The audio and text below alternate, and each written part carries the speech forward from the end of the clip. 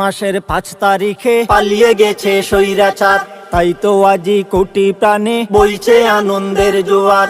August মাসের 5 তারিখে পালিয়ে গেছে স্বৈরাচার, তাই তো আজি কোটি প্রাণে বইছে আনন্দের জোয়ার।